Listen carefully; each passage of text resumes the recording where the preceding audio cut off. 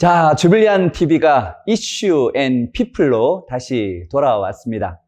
오늘 이제 첫 번째 주제를 가지고 이야기를 해볼 텐데요. 오늘은 특별히 거짓은 진실을 이길 수 없다라는 주제를 가지고 우리 한화룡 교수님을 모시고 이렇게 이야기를 나누게 되었습니다. 지금까지 북한 선교에 대한 다양한 책들을 써오셨는데 특별히 진실을 파헤치는 그리고 그 진실을 알리는 역할을 아주 탁월하게 해오고 계신 분이기 때문입니다. 천안에 있는 백석대학교에서 학생들에게 선교학과 그 다음에 기독교 교양을 가르치고 있는 한화룡 교수이면서 목사입니다. 여러분들을 만나서 너무나 반갑습니다. 아유, 감사합니다. 특별히 교수님이 책을 우리 북한 선교에 관련된 정말 바이블이라고 할 수 있는 그런 책들을 많이 쓰셨는데 그 중에서 제가 이제 북한 선교에 대한 비전을 가졌을 때 아주 인상 깊게 읽었던 책 중에 하나가 그 4대 신화를 알면 북한이 보인다 라는 책이었습니다. 그래서 오늘은 이제 우리 교수님이 쓰신 첫 번째 책 4대 신화를 알면 북한이 보인다 라고 하는 이 책에 대해서 이번 회에서는 다루도록 그렇게 하겠습니다. 제가 유학간 지역은 필라델피아, 미국 동부에 있는 웨스터민스터 신학교라는 그런 곳인데 한 교민이 한 5만 명 정도 됩니다. 그러다 보니까 그 지역 한인 신문들이 있어요. 그 조선일보에서 그 전기 구독자를 대상으로 그 과어로 월간 조선을 정말 $1, $1,000원입니다. 1,000원 한 장에 이렇게 파는 거예요. 그 책 한 권을 통해서 고국에 대한 수많은 정보를 얻을 수 있고 그래서 제가 구독을 했는데 거기에 하나님의 섭리가 정말 숨겨져 있었던 거죠. 거기에 이연화, 조선적입니다. 북한에 들어가서 보따리 장사를 하는 분이에요. 근데 그분이 한 10여 년을 북한을 드나들면서 그 경험을 수기로 쓴 거예요. 솔직히 말해서 한국에 있을 때는 북한에 대해서 관심이 요새 말로 1도 없었어요. 정말 1도 없었고 또 아는 것도 정말 하나도 없었어요. 근데 그 글을 읽고 관심이 생긴 거예요. 하나님이 주신 마음이라고 생각하는데 제가 하나는 지적인 호기심. 왜 북한 사람들은 남한 사람하고 다를까? 그런 지적 호기심. 또 하나는 인간적으로 특히 같은 동포 아니에요. 너무 안 된 거예요. 어떻게 저렇게 살까? 어떻게 저렇게 힘들게 살까? 동정심. 호기심과 동정심. 이 두 가지가 동기가 되고 계기가 돼갖고 어떻게 보면 성령님께서 이끌렸다고 봐야 되겠죠. 그래갖고 계속해서 북한에 대한 관심을 갖고 책을 보고 신문을 보고 이렇게 하면서 결국 그것이 10년이나 이어져 갖고 이 4대 신화를 알면 북한이 보인다라는 결과로 나온 거예요. 정말 하나님의 은혜고 축복이고 또 특권이라고 생각합니다. 누구나 다 민족에 대한 관심을 갖고 북한 선교, 세계 선교에 관심을 가져야 되지만은 저에게도 그런 관심을 갖게 하시고 책을 쓰게 하셨다. 이건 은혜고 축복이고 특권이라고 저는 믿고 너무나 감사하게 생각합니다. 예. 어떻게 보면 이 영상이 또 누군가에게 그런 하나님의 마음을 전달하는 그런 통로로 또 쓰였으면 참 좋겠습니다. 네, 아멘. 예, 북한에 이제 식량난이 발생하면서 탈북자들이 발생하고 그들이 나와서 이야기하고 그걸 글로 발표하고 또 신문에 그게 기사화되고 그런 것을 제가 열심히 읽다 보니까 어느 순간 4대 신화라는 이게 틀이 딱 눈에 선명하게 드러나는 거예요. 아마 남한 사람들과 북한 사람들의 가장 큰 차이는 지금도 김일성에 대한 그 의견일 겁니다. 김일성이가 항일 무장 투쟁을 했는데 그것을 어떻게 평가할 건가? 대단한 것으로 평가할 것인가? 아니면 그냥 보통이다? 아니면 별거 아니다? 뭐 상중하 이런 평가하는 시선은 다를 수가 있어요. 근데 어쨌든 항일 무장 투쟁한 경력은 사실이에요. 역사적 사실입니다. 그건 팩트입니다. 근데 북한에서는 문제는 뭐냐? 그거를 침소봉대한 거죠. 왜곡하고 과장하고 날조해갖고 사실이 아닌 신화로 만들고 김일성을 우상으로 만든 거죠. 폐쇄된 체제에서 일방적인 세뇌 교육을 받다 보니까 그렇게 받아들일 수밖에 없는 거예요. 그래서 김일성이는 위대한 지도자다. 항일 무장 투쟁을 통해서 일제로부터 우리나라를 되찾은 아주 위인이다. 그러니까 북한 사람들의 입장에서는 김일성이를 존경할 수밖에 없는 거예요. 북한 주민들은 네. 어떤 원자폭탄 떨어뜨려서 미국이 이제 일본을 굴복시켰고 그것의 결과로 해방이 오게 되었다는 건 전혀 이야기를 하지 그렇죠. 않고 예. 오직 김일성이 이 모든 항일 무장 투쟁의 리더였고 그것으로 말미암아 해방이 되었다. 그렇죠. 증거물 같은 거를 조작을 하고 네, 그렇죠. 그렇게 해서 이제 그걸 계속해서 세뇌시키고 네. 교육을 시키고 그렇게 하기 때문에 사람들의 마음속에 김일성이 우리 민족의 해방자다. 그렇죠. 아, 그런 어떤 마음을 계속 네. 집어넣었다. 6.25 전쟁은 남침이 맞거든요. 그거는 이제 소련이 붕괴되고 소련에서 여러 가지 기밀 문서가 나오고 뭐 그래서 객관적으로도 북한이 남한으로 남침했다는 게 역사적인 사실이거든요. 근데 북한 사람들은 그렇게 알고 있지를 못해요. 김일성이는 죽을 때까지 한 번도 자기가 남침을 했다는 것을 인정한 적이 없습니다. 예, 다 북침이에요. 미제놈들이 북침한 거예요.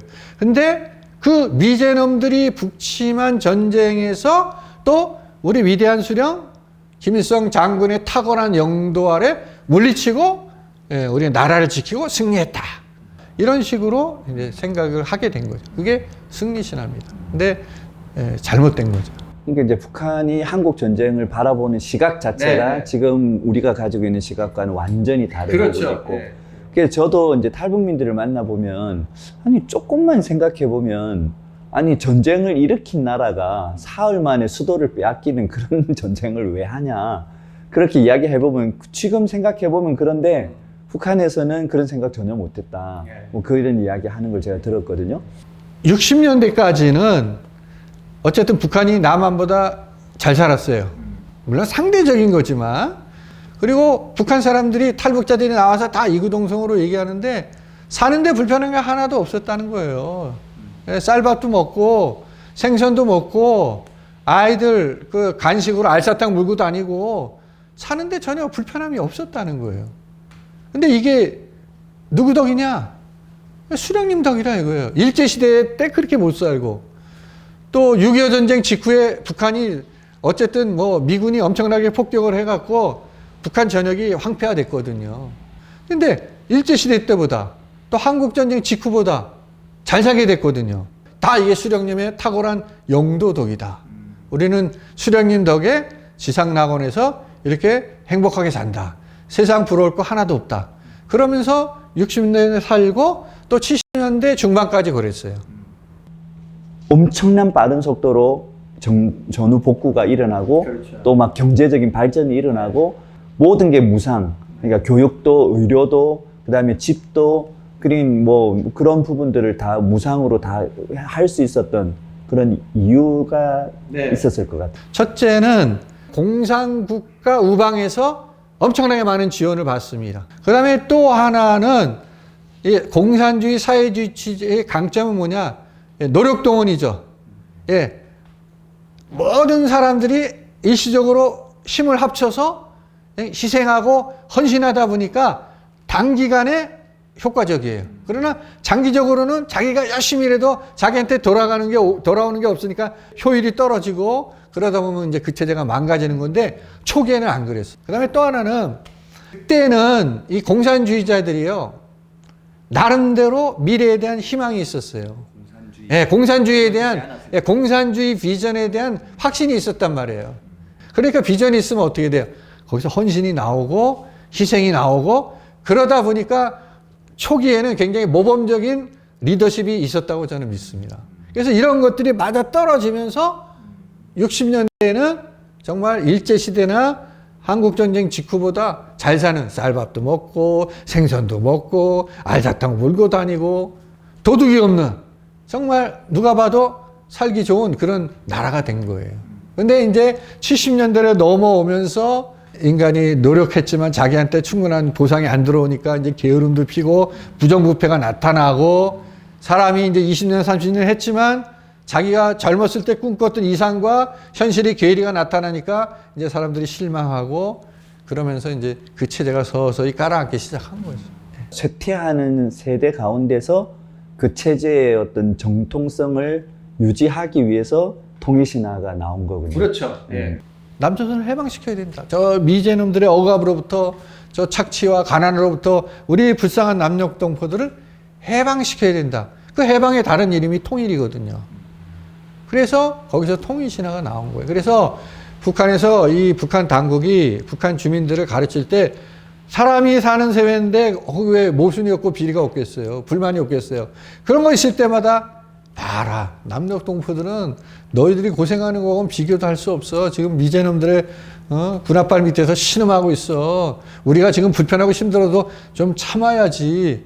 그렇게 하면서 북한 주민들을 이렇게 다독거리면서 이끌어온 거죠. 그게 1990년대까지 통했어요.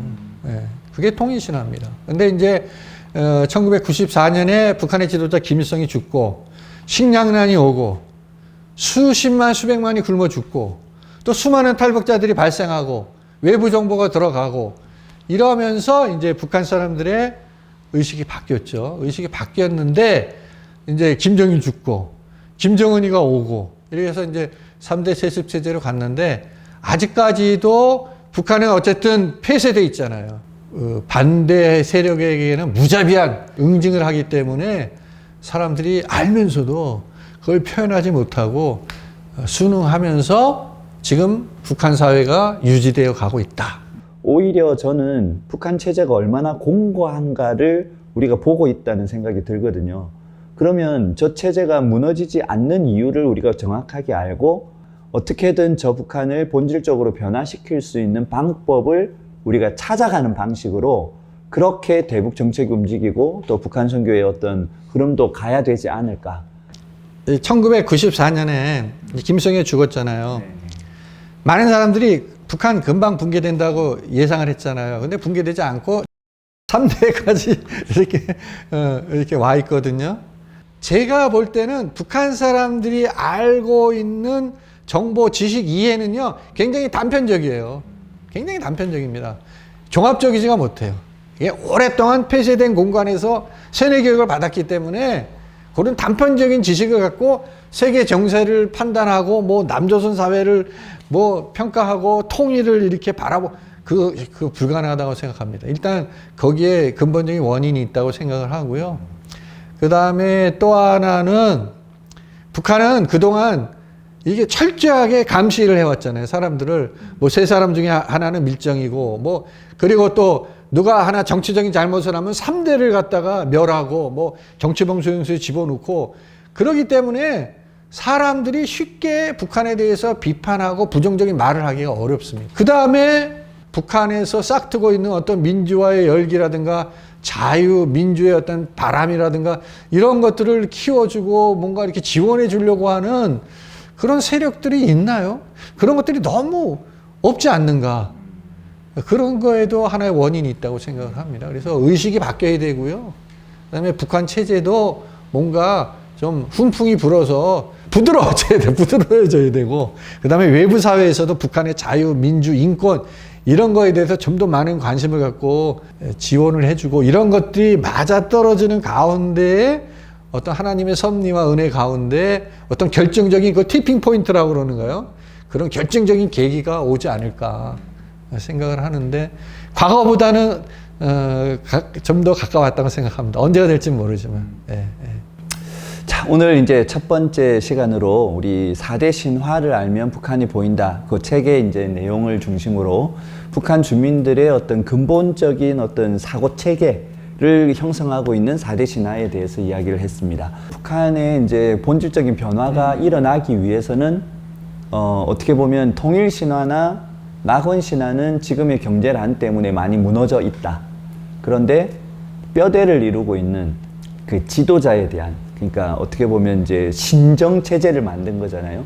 그 신의 권위, 이게 아직 무너져 있지 않고 그거를 지탱하는 힘이 결국은 승리신화와 해방신화라고 볼 수 있다는 생각이 듭니다. 특별히 이제 미국에 대한 어떤 적개심을, 또 기독교에 대한 적개심을, 그 적개심을 이용해가지고 북한 체제가 지금 유지되고 있는 부분이 분명히 있다고 생각이 되거든요.